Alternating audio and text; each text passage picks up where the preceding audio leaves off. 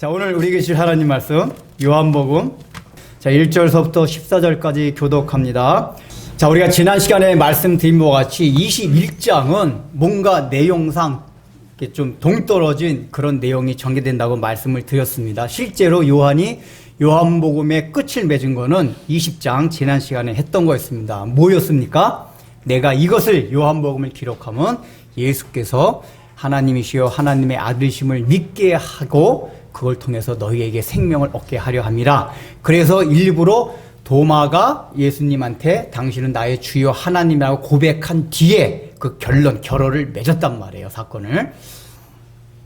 그래서 이제 우리가 요한복음을 통해 가지고 예수님이 하나님이라는 사실을 잠깐 살펴봤는데, 이제 사실 지난 시간에 좀 말씀을 못 드려가지고 이거 마저 하고 들어가려고 하는데, 실제적으로 우리가 예수님이 하나님의 아들이심을 알 수 있는 거는 여러 가지, 우리가 사람이기 때문에 증거를 잠깐 보여주려고 해요. 그래서 저도 그냥 막 과학 설명도 하고 막 이렇게 설명을 하잖아요. 근데 그것 때문에 사실은 믿느냐? 아니에요. 실제로 우리가 믿음이 생기는 과정들을 보면은 그런 것 때문에 믿진 않아요. 그거는 우리가 설득하게 하는 과정상에서 뭐 이런 증거 저런 증거를 다 대는 것 뿐이지, 실제 믿는 거는 어느 날 예수님을 인격적으로 어떤 그 사랑을 느낄 수 있는 그런 과정을 통해서 예수님을 믿게 됩니다. 그래서 제가 그 예로 예수님의 제자들도 그렇고 많은 여자들도 그렇고 유대교에서 느끼지 못했던 하나님의 사랑을 실제적으로 피부적으로 예수님을 통해서 느꼈기 때문에 그 사랑을 통해서 오히려 새롭게 하나님을 알게 되었고 하나님을 믿게 되었다, 그 얘기입니다. 이제 이거는 무슨 얘기냐? 우리가 인생을 살아가면서 말할 수 없는 고통과 고난과 심연의 그 깊은 바닷속에서 헤매다가 어느 날 그런 가운데 뭔가 따뜻함과 그 가운데서 어떤 음성과 어떤 모습을 보여줄 때 우리가 신앙의 세계로 들어온다, 그 얘기예요. 그래서 이제 뭐 이렇게 너무 따지는 것도 막 따져가지고 믿는 것도 괜찮지만은 그것보다는 하나님께서 나에게 어떤 삶에서 어떤 사건을 통해 가지고 믿음을 주실 때 그 믿음이 오히려 견고해진다.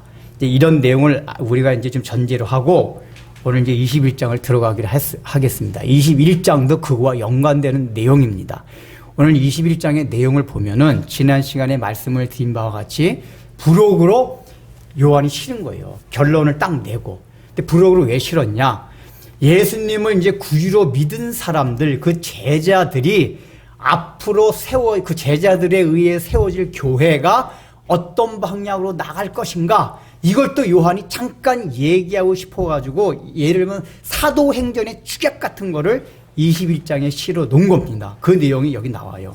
오늘 내용은 이제 뭐로 시작되냐 하면은 그 후에 예수께서 디베랴 호수에 또 제자들에게 자기를 나타내셨으니 나타내시는 이러하니라. 그러니까 이제 디베랴 호수는 갈릴리 호수에 대한 로마식 표현입니다. 그러니까 지금 원래 20장까지는 제자들의 배경이, 공간적 배경이 어디였습니까? 예루살렘이었어요. 근데 지금은 장면이 바뀌어가지고 제자들이 갈릴리 호수에 가 있습니다. 그래서 이제 보통 우리가 그 전에 설교 듣기를 그런 설교를 많이 들었어요. 제자들이 이렇게 부활하신 주님을 보고도 아직까지 정신을 차리지 못해서 고기를 잡는 세속적인 일을 하러 갔다. 그래서 한 마리도 잡지 못했다. 그렇게 해봐야 다 실패한다. 이런 설교 많이 들으셨죠? 근데 오늘 성경을 자세히 보면은 실제 이 제자들이 세상적으로 나가기 위해서 예수님과 상관없이 갈릴리로 간 것이 아니라는 것을 우리가 알 수가 있습니다. 일단은 어디에서 알 수 있냐? 여기서 베드로만 간 게 아니라 7 제자가 갔다고 말씀을 드렸습니다. 그러면은 실제로 일단은 이제 여기서 만약에 자기가 세속적인 그걸 따라서 갔으면은 그 사람들이 함께 모여 있질 않아요. 야, 이제 우리 다 심하게 끝났다. 각자 흩어져서 자기 일을, 원래 예수님을 따라다니기 전에 그 상태로 돌아가서 자기 일을 하면서 살아가자. 그러면은 모여 있질 않습니다. 모여 있다는 것 자체가 지금 예수님이 말씀하신 그것을 귀담아 듣고 세속적으로 완전히 흘러가가지고 살고 있지 않다는 것을 반증해주고 있습니다. 실제적으로 마태복음을 보면은 예수님께서 첫 번째 제자들에게 갈릴리로 가라고 하는 말씀을 하셨어요. 언제 하셨냐면은 십자가에 달려 돌아가시기 전에 말씀을 하세요. 내가 이제 조금 있으면 십자가에서 죽음을 당한다. 그리고 다시 사흘 만에 살아나리라. 그렇게 예언을 하세요. 물론 제자들은 전혀 못 알아들었을 것입니다. 근데 무슨 말씀을 더 하셨냐? 너희는 그때 내가 살아난 후에 내가 갈릴리로 먼저 가 있을 테니까 너희는 갈릴리로 오라. 이 말씀을 마태복음에 분명히 하셨어요. 그리고 또 마태복음에 보면은 제자들 전에 여자들이 부활하신 예수님 먼저 만났잖아요. 그 여자들한테 예수님이 뭐라고 말씀하시냐? 얘들아, 너 빨리 제자들에게 가서 내가 갈릴리로 갈 테니 그리로 오라 라고 제자들에게 전해라 라고 예수님 말씀해 주세요. 그러니까 제자들이 십자가에 못 박혀 돌아가기 전에도 그렇고 여자들을 통해서도 그렇고 갈릴리로 가라고 하신 말씀을 들은 거예요. 그 들은 게 기억이 났고 지금 부활하신 주님을 두 번째 봤잖아. 요번에 세 번째고 두 번째 보면서 주님께서 부활하셨던 사실이 일단 인식이 됐단 말이에요. 그래서 그 말씀을 귀담아 들었기 때문에 지금 갈릴리로 와서 모여 있었던 거예요. 모여 있었는데 근데 예수님이 금방 나타나질 않은 거예요. 원래 미리 가 계신다 그랬는데 금방 나타나질 않고 제자들이 기다리고 있었어요. 근데 기다리다 보면 무슨 상황이 발생하죠? 먹고 사는 문제가 발생해요. 제자들이 이렇게 뭐 많은 재산을 축적해 놓은 사람들이 아니었단 말이에요. 더군다나 모든 예수님 따라다니기 전에 모든 걸 다 버리고 예수님을 쫓았어요. 재산도 아무것도 없어요. 그럼 어떻게 되죠? 먹고 살기 위해서 당장 돈을 벌어야 돼요. 근데 이 사람들이 했던 일이, 베드로가 했던 일이 어부였었단 말이에요. 그래서 먹을 거 이제 다 떨어졌다. 야, 이제 좀 고기 잡으러 가가지고 우리 좀 먹어야겠다. 그러니까 이건 뭐냐면은 예수님의 말씀을 의지해서 갈릴리로 왔는데 그럼에도 불구하고 부활하신 주님을 만났음에도 불구하고 여전히 삶에 있어서 육신에 공급받는 일들은 부활하신 주님이 짠 해주시는 게 아니라 여전히 내가 일을 해야만 벌어먹을 수 있는 상황이 전개되었다. 이걸 얘기해주고 있는 거예요. 그걸 위해서 베드로가 지금 하고 있는 거예요. 근데 여기서 베드로가 말하는 뉘앙스, 원문상의 뉘앙스를 보면 뭐냐면은 고기나 잡으러 가자 그거 얘기해요. 고기나 잡으러 가자. 그러니까 원래 우리가 생활하기 위해서 돈을 벌어야 돼요. 공부도 해야 돼요. 일을 해야 된단 말이에요. 그건 하나님이 주신 뜻이에요. 그런데 야, 일이나 하러 가자. 이거 목구멍에 포도충이니 할 수 없이 직장이나 가자. 우리가 왜 막 직장 가기 싫고 학교 가기 싫을 때 그런 말투가 나오잖아요. 그러니까 지금 베드로의 말투가 자체가 뭐냐면 야 당장 먹을 걸 하나도 없지. 고기나 잡으러 가자. 그러니까 이 얘기가 뭐냐. 고기 잡으러 가는 것조차도 사실 주님의 뜻 가운데 있는 건데 베드로는 그거는 주님의 뜻이라는 생각을 못하고 다만 먹고 사는 문제로만 인식을 하면서 바다로 고기 잡으러 나갔다. 그 얘기예요. 그래서 이제 그 결과를 맞이하게 되는데 우리가 요거 들어가면서 좀 하나 전제로 해야 될 게 뭐냐면은 그 2절을 보세요. 2절 보면은 예수님의 그 같이 있던 제자의 수가 나와요. 한번 읽어봅시다. 몇 명인가 보세요. 자, 2절 읽고 시작. 하나씩. 시몬 베드로, 그다음 디도론 도마. 읽어보세요. 셋. 세베대 아들 2명이죠. 예, 그럼 5명이죠. 세베대의 아들들이 누구냐면은 야고보와 요한입니다. 여기까지 5명이죠. 그리고 그 뒤에 뭐죠? 또 다른 제자 둘이 함께 있더니, 그러니까 전체가 몇 명이죠? 7명이에요. 원래 제자들은 몇 명이었죠? 가룟 유다 빼면 11명이었단 말이에요. 근데 이제 실제적으로 11명이 갔는데 요한이 자기 기록 의도상 7명이라고 표현할 수도 있고 또 어쩌다 보니까 7명만 먼저 가서 기다렸을 수도 있어요. 어떤 건지 몰라요. 그러니까 이제 우리가 11명이 다 와 있을 수도라고 추정할 수 있는 건 뭐냐면 제가 성경 기록 방법을 많이 설명했잖아요. 제가 어제 유진이랑 재원이랑 원영이랑 그 다음에 우리 예찬이랑 밥을 먹었어요. 밥을 먹었어. 그 밥 먹어서 얘기했어요. 사실. 근데 제가 오늘 저 어제 유진이랑 밥 먹었습니다. 사실이에요? 사실 아니에요? 사실이에요. 4명이랑 밥을 먹었는데 근데 왜 제가 유진이랑 밥을 먹었냐면 유진이만 중학생이에요. 그래서 대화를 주로 내가 중학생의 뭔가 이렇게 중학생에 관계되는데 초점을 맞춰가지고 막 얘기를 하고 싶었고, 이 시간에도 그 얘기를 하고 싶을 때 중학생과 관계되는 걸 얘기하고 싶을 때는 제가 4명과 다 밥 먹었어도 나 유진이랑 밥 먹었다 라고 얘기할 수 있단 말이에요. 마찬가지로 11명이 다 있었어도 7명이라고 할 수 있고 실제 7명일 수도 있는 겁니다. 그러나 중요한 건 뭐냐면은 요한이 어쨌든 기록의 의도는 7명이었다 그 얘기예요. 왜 그렇죠? 항상 숫자라는 건 그래요. 히브리 사람들이 그 고대 사회로부터 생각보다 숫자에 대한 상징적인 의미들이 있었어요. 근데 하나님께서 성경의 기자들로 하여금 성경을 기록할 때 그 히브리적 사고방식을 차용해서 기록하게 하셨단 말이에요. 그래서 숫자가 뜻하는 바도 그 성경의 의미에 해당할 수 있도록 차용을 하셨어요. 그 7이라는 숫자가 우린 잘 알고 있죠. 뭡니까? 완전수예요. 완전수. 히브리적 개념으로. 그러니까 여기서 7명인 건 뭐냐면은 모든 제자들, 예수 믿는 모든 성도들 이게 다 함께 있다. 이걸 요한이 사실은 말하고 싶은 거예요. 숫자 7을 말하는 게 아니라. 근데 보세요. 그걸 말하고자 7명이라 했는데 5명까지는 얘기를 했어요. 그죠? 이름을 얘기했잖아요. 그리고 또 다른 제자 둘이 함께 있더니 이게 누군지 우리 몰라요. 왜 그랬을까요? 요한이 의도한 게 그거예요. 지금 이 당시에는 제자들이지만 이제 요한이 이거 요한복음 쓸 때만 해도 초대교회가 형성이 됐을 때입니다. 그래서 예수님의 제자는 12명에서 수백 많은 사람으로 늘어났어요. 근데 요한이 딱 생각할 때는 그 모든 사람이 사실은 다 예수님의 제자들이란 말이에요. 그래서 둘이라는 게 성경에서 또 히브리적 옛날 사고방식으로 의미하는 바가 있어요. 즉 뭐죠 둘이? 예수님이 사람들 전도하러 보낼 때 둘씩 짝지어서 보냈다고 그랬어요. 이라는 거는 히브리 개념에서는 증거였어요. 증거. 뭘 증거하다. 그러니까 여기서 2명의 이름을 말하지 않은 건 뭐냐면은 지금 2라는 숫자 2명을 내린 건 어떤 모양이는 이 두 사람이 다 증거하는 사람의 숫자다 그 얘기예요. 그러니까 제자들, 그러니까 17명이 있지만 사실 이 제자들이 증거, 예수님의 행적들을 증거하는 사람들이요. 또 이름을 밝히지 않았다는 얘기는 뭐냐? 그 당시에 있었던 7명 또는 11명의 제자뿐만 아니라 오고 오는 모든 세대 가운데 이 제자들을 통해서 복음을 받아들이고 예수님을 믿게 될 모든 예수님을 증거할 제자들, 이게 바로 2명 안에 들어간다 그 얘기예요. 자, 이런 관점에서 보면 오늘날 이 복음서를 읽고 있는 우리들도 뭐예요? 이 2명의 제자 안에 들어가 있다 그 얘기란 말이에요.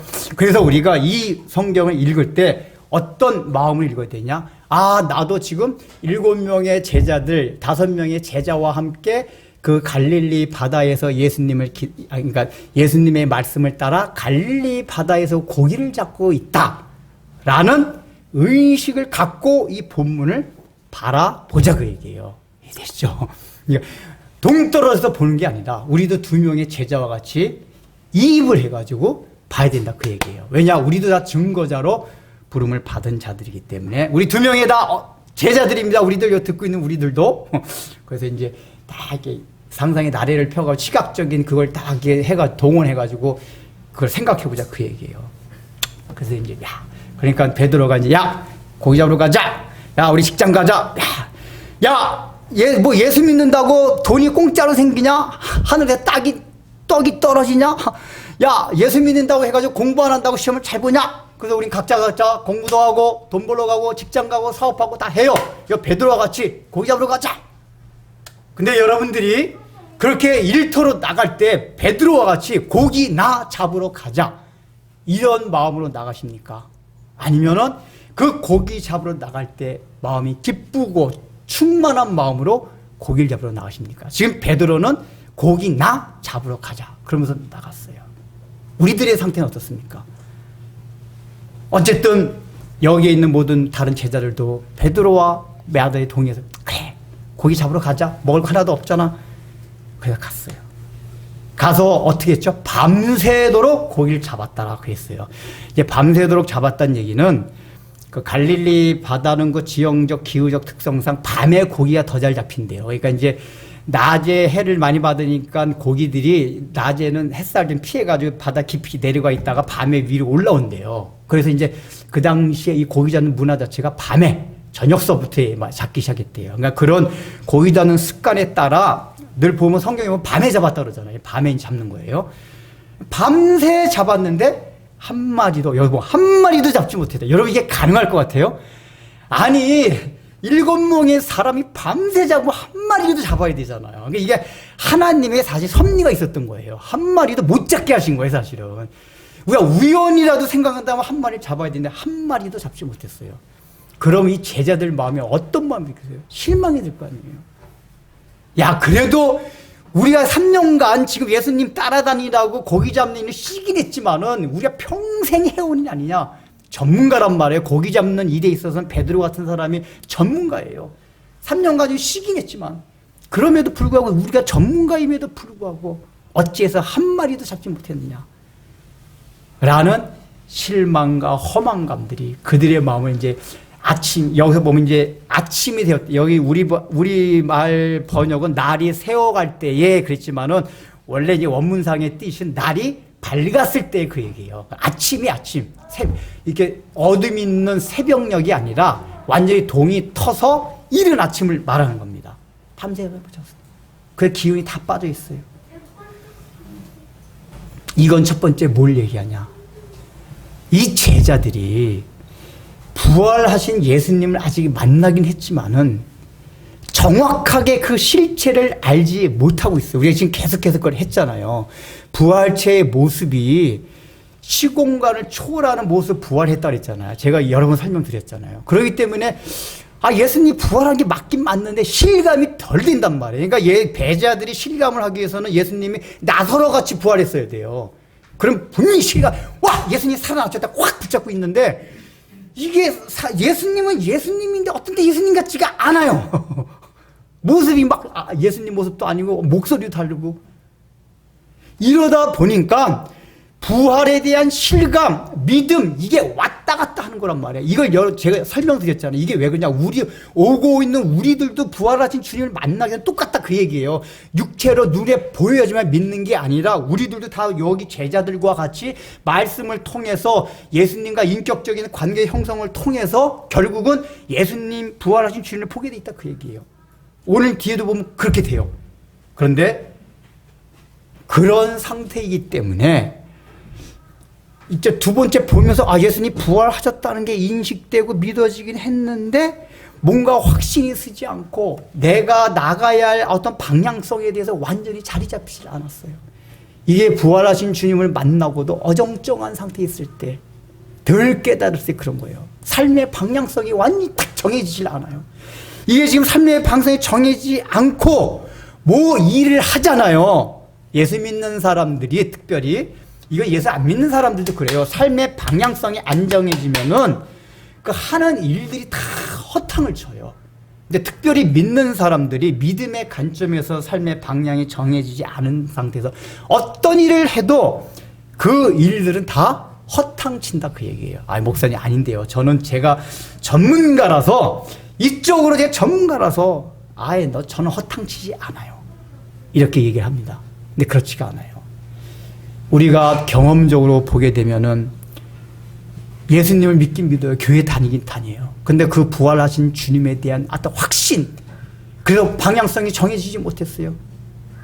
그래서 실제 육신적으로 살아가는 방식에 있어서도 그러다 보면은 나중에 결과들을 들어보면 다 공을 치고 있어요. 허공을 치는 게 너무 많아요. 저는 그거를 목회하면서 너무 많이 봤어요. 제 깐에는 전문가라고 지금 잘 되고 있는데요. 잘 되고 있는데요. 나 봐요. 다 빈거로 바뀌어요. 제자들 처음부터 이렇게 완전 빈탕 칠 줄 알았겠어요? 몇 마리라도 잡을 줄 알았겠지. 만선을 못 돼도. 근데 결과가 빈탕이란 말이에요. 그래서 우리가 먼저 생각할 거는 정말 우리가 부활하신 주님을 확실하게 만나고 그러니까 여기서 확실하게 만나고 그 다음에 예수님이 베드로한테 나중에 사명을 줍니다. 사명을 받고서 그 사명감으로 살아가지 않을 때 그리스도인의 인생 자체가 방향이 다 틀어져요. 허탕을 친다 그 얘기예요. 그 사명감이라는 게 꼭 선교사가 되고 목사가 되라는 얘기가 아니잖아요. 그리스도인은 누구나 사명감이 있어요. 부르심을 받았기 때문에 사명이 있어요. 어떤 사명이죠? 하나님의 영광을 위해서 살아갈 사명이 있어요. 그러니까 여기에다 초점이 딱 맞춰질 때, 방향이 맞춰질 때 우리의 삶이 만선이 된다 그 얘기예요. 그러지 않으면 결과물은 다 빈배가 돼요. 우리의 인생이 이제 끝무렵에 가보세요. 근데 중요한 건 그겁니다. 이게 역설적인 건데, 제자들이, 왜냐하면은 하나님이 한 마리라도 좀 작게 하실 수 있는데 한 마리도 못 잡게, 이게 섭리예요, 섭리. 한 마리도 못 잡겠어요. 이럴 때 사람의 심리가 어떻겠죠? 겸손해져요. 여기 보면은 날이 새어갈 때 예수께서 바닷가에 서셨으나 제자들이 예수인 줄 알지 못하는지라. 자, 이 얘기는 여기서 이제 예수님이 알지 못하는 걸 학자들이 여러 가지 얘기를 합니다. 이게 새벽녘이었기 때문에 약간 어둑어둑해서 못 봤다. 근데 제가 말씀드렸잖아요. 원문상의 정확한 뜻은 아침이 밝았을 때예요. 그러니까 어두운 건 아닙니다. 그 다음에 두 번째는 뭐냐면 이제 여기 몇 절인가? 8절에 보면은 지금 물고기 잡는 제자들의 위치랑 예수님과 육지의 거리가 50칸이라고 나와요. 근데 그 밑에 여러분 관주 보세요. 200규빗이라고 나오죠. 200규빗은 오늘날의 도량령으로 환산하면은 90m입니다. 그러면 90m 거리가 멀어서 예수님이 몰라봤다라고 이렇게 생각하시는 분들이 있어요. 근데 여러분들 요거 이제 참조하실 게 뭐냐. 고대 사람들은 오늘날의 우리들보다 시력이 굉장히 좋았습니다. 지금도 저 아마존이나 저 사막 같은 데 사는 사람들 시력이 뭐 5.0 된대잖아요. 그러니까 100m 보는 건 우습지도 않아요. 실제로 고대 여러 가지 사료들을 보면 굉장히 눈이 좋았다는 걸 알 수가 있어요. 그러니까 90m 정도는 얼마든지 분별이 가능한 거리다 그 얘기예요. 근데 예수님 몰라봤어요. 자, 이거는 일단 첫 번째 생각할 건 뭐죠? 설명드렸잖아요. 예수님이 부활체의 모습이라는 게 시공간에 제한을 받지 않는 육체이기 때문에 이 제한된 정형화된 모습이 있지 않은 그런 모습이었단 말이에요. 이게 우리가 이해하기 굉장히 힘든 거예요. 하지만 그래서 제자들이 그냥 제자들이 이제 이해가 돼요. 부활하신 예수님을 만나고 부활하신 거 맞나? 이해가 돼요. 근데 또 똑같이 나타나셨을 수도 있어요. 그러니까 두 번째 문장구 두 번째 예수님 만났던 적이 있었잖아요. 도마와 함께. 그때 모습으로 나타나 있을 수도 있어요. 그러나 똑같은 모습으로 나타나셨든지 어쨌든 외형적인 모습은 다른 모습으로 나타나셨든지 상관없이 원래 예수님을 알아볼 수 있는 근원은 뭐라고 그랬죠? 예수님의 음성, 그 예수님의 들었던 말씀, 이걸 통해서 주님이시다 이걸 안다 그랬잖아요. 그래서 실제로 여기도 보면은 고기가 많이 잡히고 나서 요한이 주님이시다 딱 그랬어요. 어떻게 알았을까요? 요한이 그렇게 얘기한 건 누가복음에 보면은 오늘 이 사건과 유사한 오버랩이 되는 사건이 있어요. 베드로가 예수님을 처음 만난 사건. 그때도 고기를 잡고 있었어요. 근데 다 허탕을 쳤어요. 근데 예수님께서 깊은 데로 가서 그물 던져보라. 그래서 베드로가 깊은 데 가서 그물을 던졌더니 찢어질 정도로 고기가 많이 잡혔어요.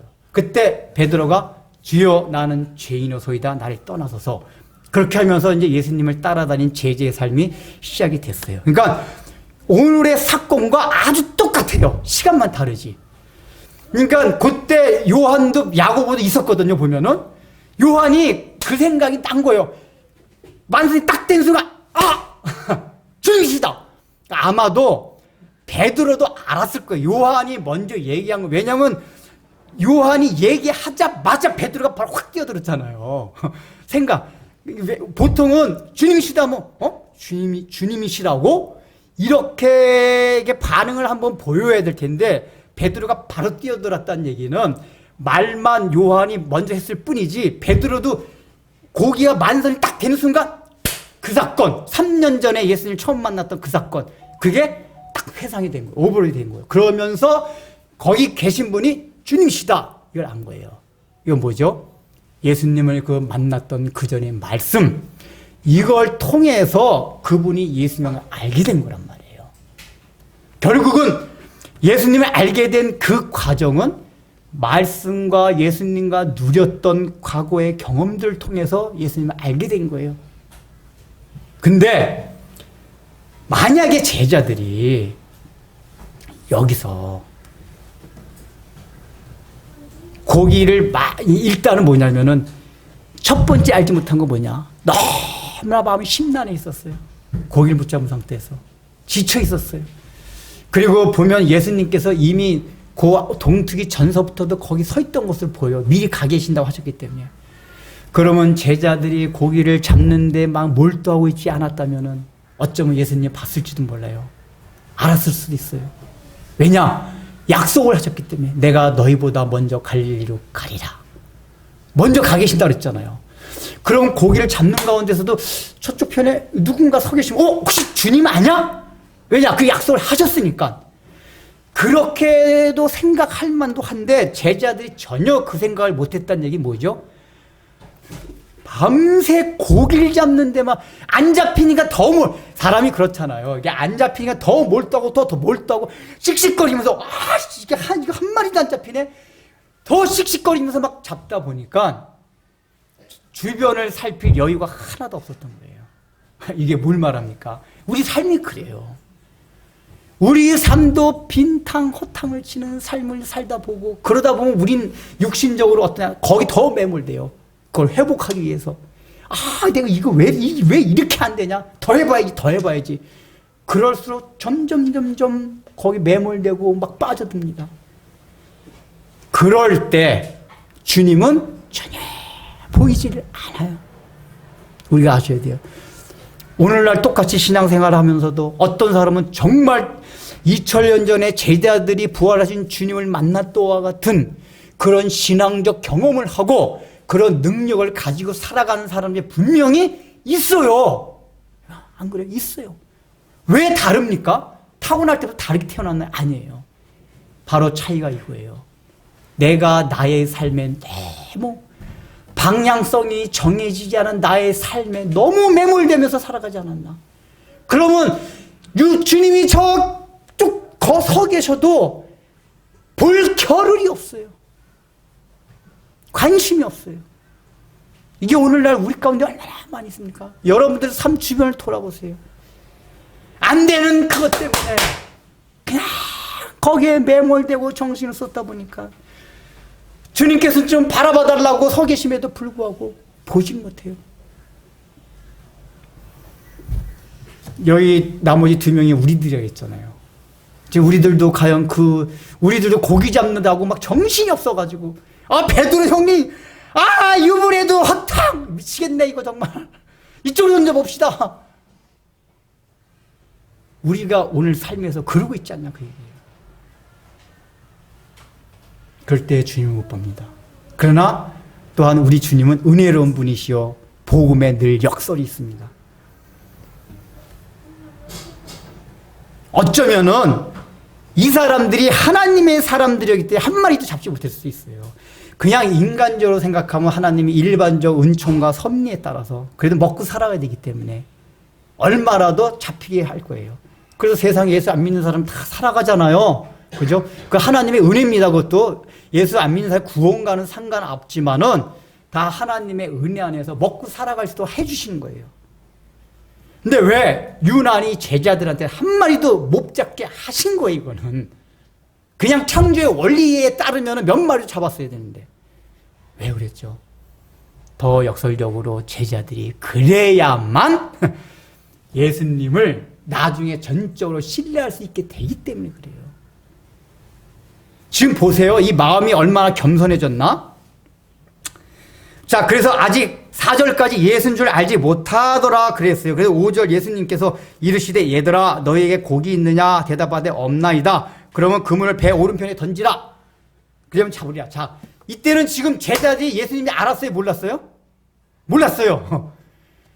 예수님이 이제 알았으면 예수님이기 때문에 그 말씀에 의지하여 복음서인가? 복음서 틀린 말이에요, 그거. 주의 말씀 의지하여. 그때는 제자들이 주의 말씀인지 몰랐고 어떤 낯선 사람이 낯선 남자가 그렇게 얘기를 한단 말이에요. 근데 보통 우리 전문가들 입장에서는 저 뭔 소리야, 저 낯선 사람 저거. 우리가 어부랑 우리가 전문가인데. 아야, 웃기지 마. 우리가 밤새 오른편에 던져봐. 야, 30분 전에 던졌어. 5분 전에 그쪽 던져봤어. 이렇게 얘기할 거예요. 근데 지금 이 제자들이 이 낯선 사람이라고 생각하는 그 말을 듣고 금을 던졌단 말이에요. 이게 뭐냐, 그 마음의 상태가 굉장히 겸손해졌다, 그 얘기예요. 누군지도 알지 못하는 그 사람의 말조차도 그냥, 그래, 여태까지 허탕친 거 저 사람의 말이라고 들어보자. 이건 들어보자 그 차원이 아니라 그 마음이 겸손해졌다, 그 얘기예요. 내가 고기 잡는 거리에 있어서는 전문가이지만은 그 전문가 그걸 다 내놓고, 이건 뭐죠? 나는 아까 여름경자 기도할 때 말이지, 나는 아무것도 아니다. 이게 꼭 육신적인 문제에서만 말하는 거 아니에요. 모든 면이, 영적인 면에까지, 자기 성격의 문제까지 다 나는 아무것도 아니다.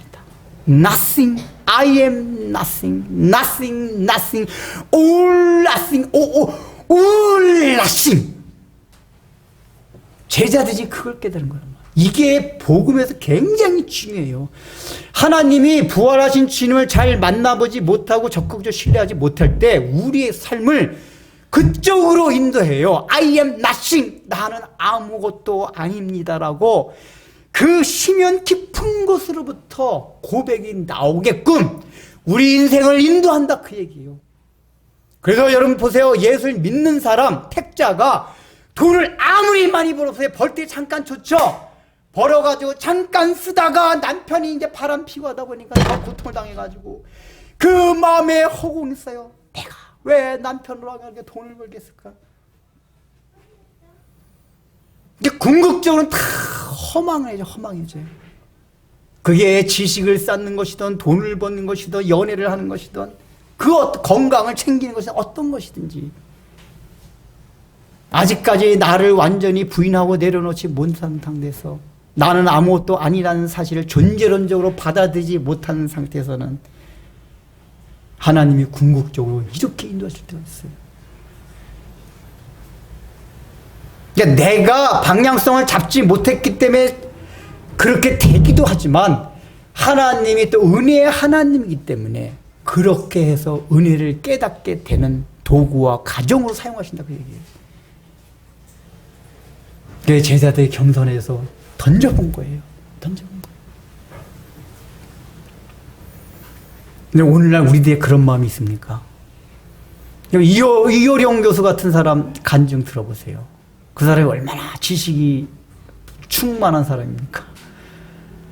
우리나라에도 지식이 이제 내놓으라는 사람인데 얼마나 지식적으로 교만했겠어요. 근데 그 자기 딸이 의학적 치유할 수 없는 그런 병에 걸리면서 거기서 인간적으로 내가 할 수 없는 게 있구나.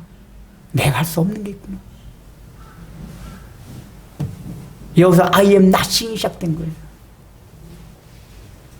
그래서 제가 아까 초두에 말씀드렸잖아요. 우리가 하나님을 만나고 예수님을 믿게 되는 게 지식적으로 변증하고 증거하고 이것도 물론 우리가 과정상에 필요하긴 하지만 궁극적으로는 이런 것 때문에 믿는 거예요. I am nothing. 난 아무것도 아니다. 제가 여러 번 설명드렸잖아요. 제 동생이 그 희귀 난치병 알아가지고 그래서 우리가 그걸 위해서 기도를 하는데 전 감사 중에 하나가 뭐냐. 동생이 원래 창조를 안 믿었어요. 얘가 착해가지고 교회 다녀요. 부모가 다 부모님이 다니고 형들이 다니라 그러니까 다니긴 착해서 성격이 착해서 교회 다니는데 형 나 솔직히 말해서 하나님 천지창조 못 믿겠어. 그래서 제가 설명을 했었어요. 과학적으로. 이놈 새끼가 나보다도 과학적인 지식이 더 없거든요. 아니 그럼 과학적인 지식이 더 많은 내가 설명해 좀 들어야 되는데 그러니까 사람이 얼마나 자기 중심적 그게 가는지 지식이 적으면서도 형 그래도 나 뭐 그거 안 어떻게 그게 말이 돼. 봐봐 이놈 새끼 막 설명을 해줘도 안 들어요. 옛날에 장로님도 뭐 설명해줘. 우리 집에 와가지고 장로님도 뭐 걔한테 뭐 설명해주고 막 장로님도 얼마나 설득력 있게 저렇게 해도 안 믿어요. 안 믿어. 근데 얘가 아프고 난 다음에 제가 창세기가 야 봐라 이게 1장 1장에 상대성 이론에 나온 거다 이런 거 설명 안 했어요. 근데 믿어요. 어떻게 믿냐? 그냥 믿어진대요. 이유가 없어. 왜 그러죠? 난치병이라 도저히 의학적으로 나을 수 없는 그 병이에요. 그 마음이 겸손해진 거예요. 장로님도 알겠지만 걔가 겉으로 보면 되게 겸손해 보이는 성격이에요. 이게 아주 얌전하고 내내하고 이렇게. 그러니까 인간의 교만이라는 건 그게 교만이 아니에요. 이게 다 겉으로 그게 아니다. 겉으로 보면 굉장히 아주 얌전하고 겸손해 보이는 스타일인데 교만이 상투 끝까지 있었던 거예요. 그게. 형님 나 못 믿겠어 그게. 근데 그러니까 I am nothing이 안 됐던 거예요. 지식도 없는 게 그러니까 사람이라는 게 지식이 많아서도 I am nothing이 안 되겠지만 없어도 우리는 I am nothing 자기 부인이 안 돼요. 근데 아프다 보니까 마음이 겸손해지고 낮아진 거예요. 거기엔 하나님이 천지를 어떻게 이유가 필요 없어요. 근데 부활의 증거를 설명해 줄까? 그게 필요 없어요. 왜요? 마음이 낮아졌기 때문에. I am nothing, 나는 아무것도 아니라는 거기 때문에. 그때 택자들은 예수님이 보여요. 하나님이 보여요.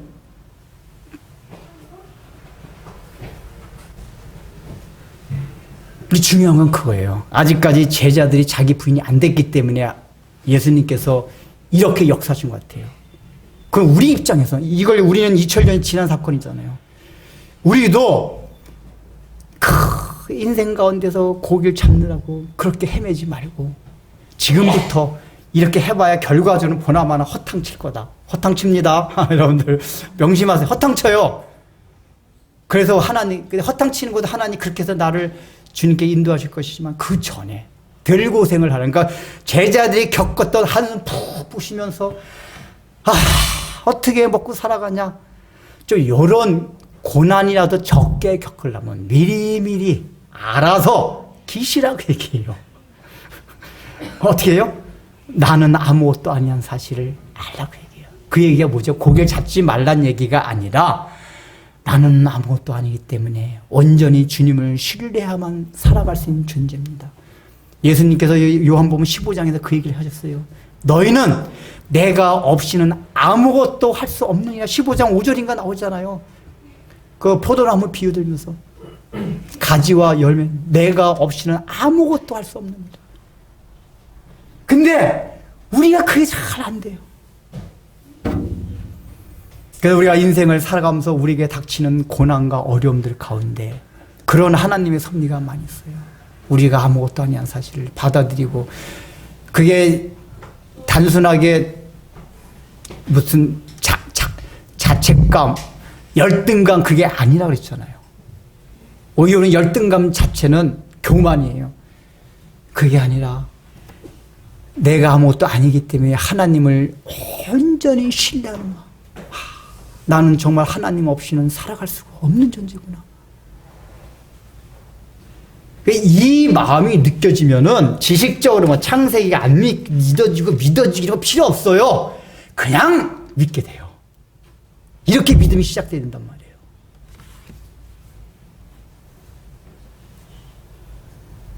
그래서 제가 이제 이게 우리 교우들 가운데도 누가 주변에 안 믿고 그런 사람을 기도할 때 어떤 데 기도를 걱정이 되는 게 있어요. 이 사람 계속 예수 안 믿으면 나중에 제자들이 완전히 빈배, 고기 한 마리도 못 잡으니 인생의 그 결과를 맞이할 텐데, 그때 가가지고 그 고난 좀 당하지 말고 좀 말 좀 할 때 듣지, 마음 좀 낮추고 예수님을 받아들이지. 그때마다 전 필요 없어요. 전 죽음도 안 무서워요. 죽음도 안 무서운 것도 진짜 죽을 병에 안 걸려봐서 그런 얘기예요. 이게 거기다가 고통까지 엄청 심한 그 죽을 병 있잖아요.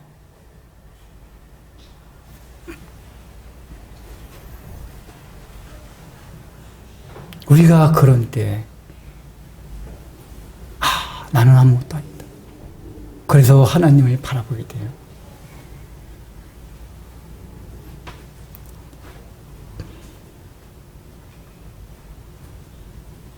여러분들, 우리 2명의 제자로 여기 있습니다. 오늘 이 제자들의 이 사건을 보면서 여러분은 지금 어떻게 살고 계십니까? 방향성을 잘 맞추고 있습니까? 부활하신 주님 만났긴 만났어요. 그러니까 교회 나오죠. 어설프에도 하나님 계신 것 같아요.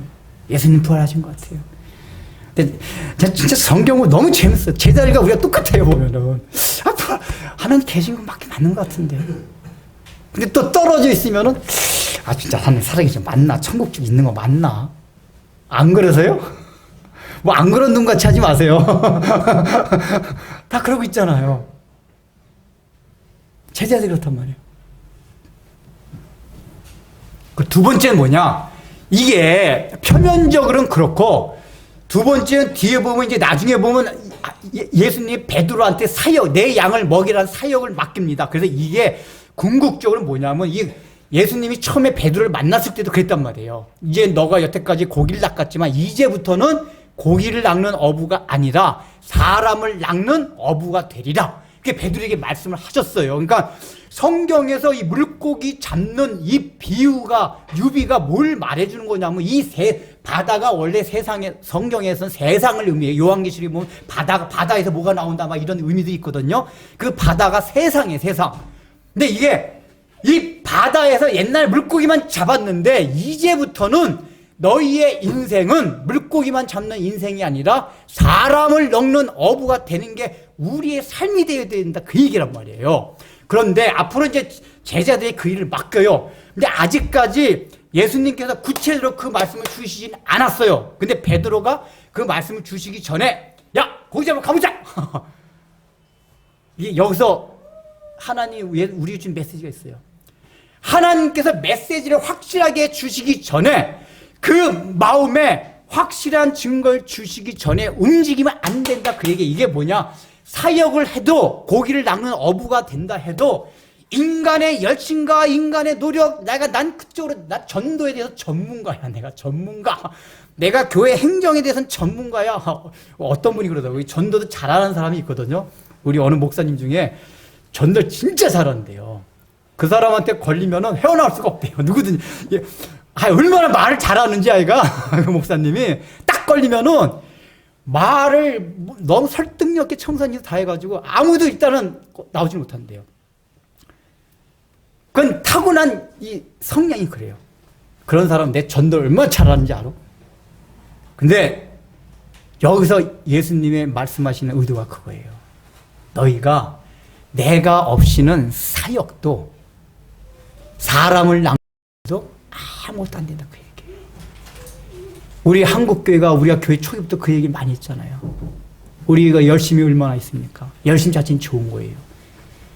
때로는 그 열심이 하나님이 완전히 사인을 줘서 행동하기까지 그걸 기다리지 아니하고 내가 먼저 나의 힘과 나의 지식과 나의 어떤 것으로 하려고 하는 일들 많이 해요. 그러다 보면 결과 뭐죠? 허탕이나 그예요. 오늘 한국교회 보여요. 한국교회가 지금 영적으로 충만합니까? 외형적으로는 거대해졌어요. 그러나 속은 얼마나 비어요. 맹탕입니까? 그런 게 얼마나 많아요. 그 결과가 왜 그렇죠? 나의 열심, 나의 노력, 나의 잘난 것으로 목회하고 신앙생활을 했기 때문에 그렇단 말이에요. 그렇기 때문에 외형적으로는 꽉 차 있는 것 같은데 실제는 빈 털터리가 되는 거예요. 저는 우리 한국교회도 하나님께서 다시 한번 긍휼히 여겨 주셨어. 정말 우리 목회자들부터 모든 성도들에 이르기까지 하나님만을, 나는 아무것도 할 수 없습니다. 그 하나님만을 의지하고 신뢰함으로써 다시 한번 부흥이 일어나길 원해요. 그러나 우리 한국교회 흘러가는 방향을 보면 그렇지가 않아요.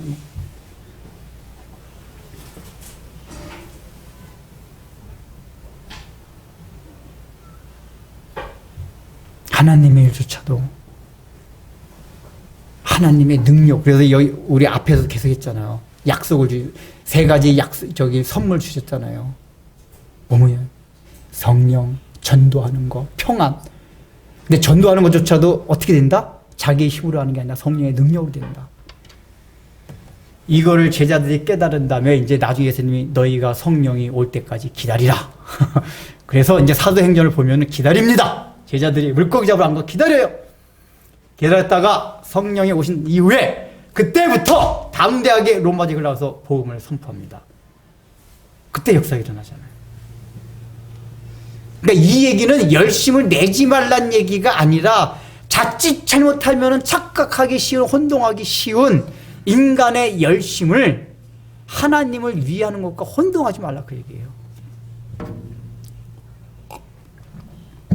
우리는 늘 어떤 결과물, 성취물을 얻기 위해서 그렇게 우리 수련회 같은 거 뭐 하고 그러면 와 하나님께 영광을 돌립시다. 근데 내용을 다 들어보면 다 자기네들 열심히 해서 제가 보면 다 자기네들 열심히 해서 그래.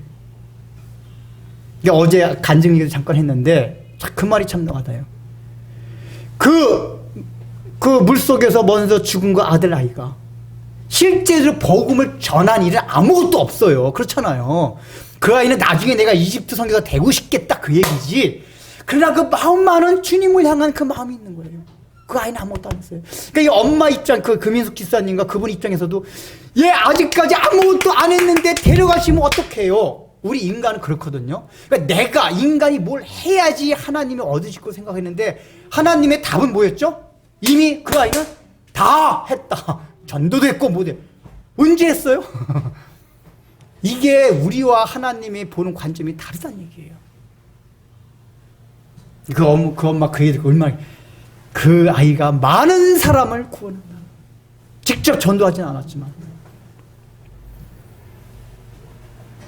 그러니까 제가 보기에는 그 아이가 우리는 그 아이를 알지 못하지만은 그 마음에 나는 아무것도 아니고 하나님만을 신뢰하는 그 마음이 있었던 아이 같아요. 하나님 그걸 받아들이신 것 같아요.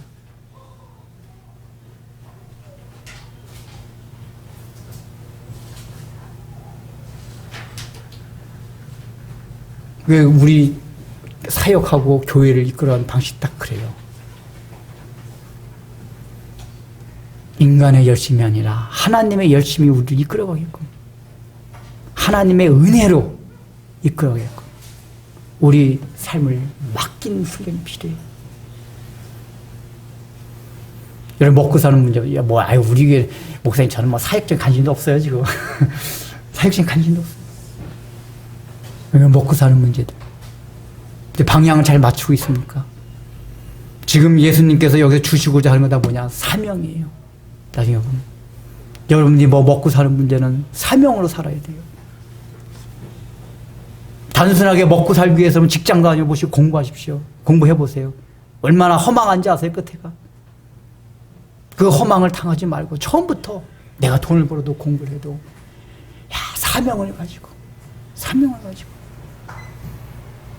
하나님의 이게 이 아이와 같이 직접 전도하지 못해도 그 I am nothing이라는 마음이 되면은 자기가 공부를 하고 있으면 공부를 하고 있고 일을 하고 있으면 일을 하고 있는 현장 자체가 뭐냐면 거기가 전도의 현장이 되는 거예요.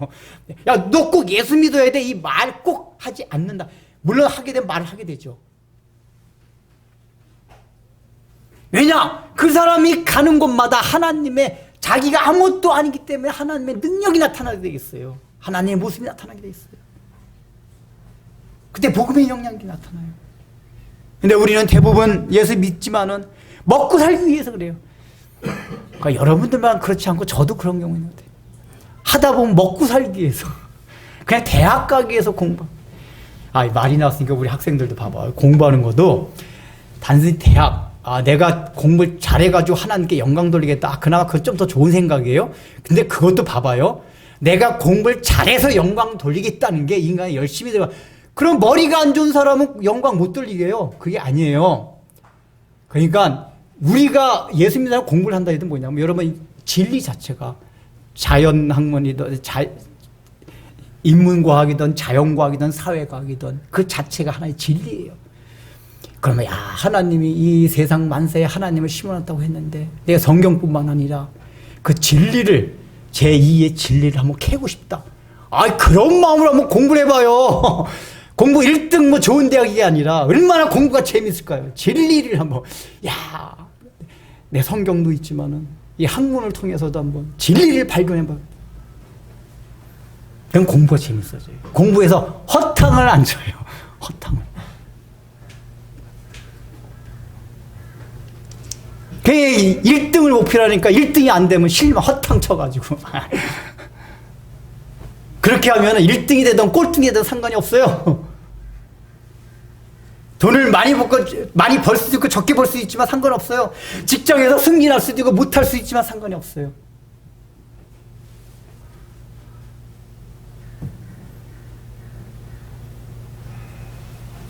여러분들도 오늘 제자들 같이 빈 마음으로 난 아무것도 아니라는 그 존재를 받아들이면서 주님께서 우리에게 맡겨주신 이 땅에 주신 사명, 어쩌면 여태까지 안 죽었다는 얘기는 사명이 있어서 안 죽은 겁니다. 저나 여러분들이나 목사님 제가 무슨 사명이 있나요? 먹고 사는 것도 사명이에요. 다 그 사명, 그 가운데서 어떻게 자기 마음 자세히 가지고 살아가느냐, 그게 될 때까지 여러분들 계속해서 살아있을 것입니다. 이 마음을 가지고 살아가시기 바랍니다. 아멘. 주님, 저희들도 잠깐 동안 저 2000년 전에 갈릴리로 내가 먼저 가 있을 때니 갈릴리로 가라가신 주님의 말씀을 따라 제자들과 함께 그 현장에 가고 왔습니다. 오늘날 저희들도 제자들과 마찬가지로 아직도 삶에 예수를 믿긴 믿지만은 예수님의 부활과 하나님의 천지창조를 믿는다고는 하지만 확신이 없어서 삶의 방향성을 아직도 제대로 찾지 못해서 고기를나 잡으러 갈까는 베드로와 같이 먹고 살기 위해서 일을 해야지, 공부를 해야지 하면서 하나님 아버지, 그저 세상살과 똑같은 방식으로 우리가 바다에 나가서 그렇게 살고 있지 않는지 돌아보게 하여 주시사 다시 한번 우리의 마음을 다 비우고 오직 내가 하나님이 없이는 아무것도 할 수 없는 존재라는 걸 진정으로 받아들임으로써 내 삶의 내 심령 가운데 하나님께서 주시는 은혜가 충만할 수 있는 복들을 저희 모두에게 허락하여 주옵소서. 오늘도 주님께서 우리에게 주신 그 복들을 생각하며 주님 앞에 헌물하고 헌신합니다. 하나님 아버지, 우리가 살아가면서 이 물질 때문에 고통을 당하는 경우가 얼마나 많이 있습니까? 주님께서 우리에게 연약한 다음을 아신다고 하셨사오매 주님, 우리의 육신의 모든 형편들도 살펴주시사 그 문제들이 어떤 것이든지 상관없이 주님께서 저들의 삶 가운데 날마다 필요한 것들을 공급해 주심으로써 살아계신 하나님을 경험하며 살아갈 수 있는 성도들이 되도록 또한 복 내려 주옵소서. 예수님 이름으로 기도드립니다.